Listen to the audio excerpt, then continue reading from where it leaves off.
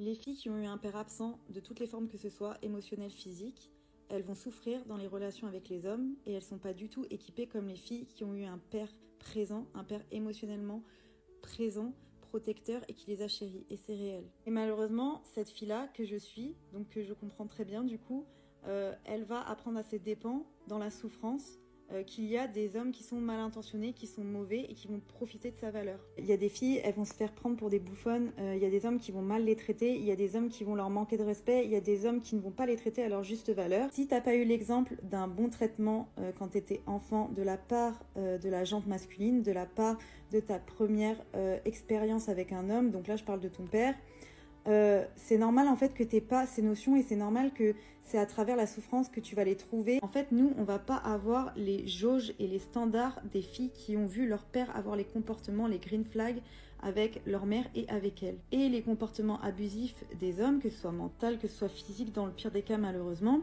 Notre conscience de ce mauvais traitement, il va être biaisé par les sentiments et l'amour qu'on ressent. C'est là, je pense, où le rôle du père qui a chéri et protégé sa fille a bien fait la distinction. Les filles qui ont eu un père protecteur et qui les a chéries ont, on va dire, cette grille de standards. Les filles qui n'ont pas de modèle masculin sain, du coup, ne vont pas avoir. Et du coup, ça va être beaucoup plus difficile pour une fille qui n'a pas eu la protection de son père d'avoir des limites, de savoir la valeur qu'elle a réellement et de savoir aussi comment elle doit être traitée par un homme, quand bien même elle sait que le comportement que cet homme lui donne n'est pas bon. Et ça, c'est réel. Les filles qui sont dans ce cas-là, en fait, elles vont attirer malheureusement ces hommes qui vont être le reflet de ce manquement.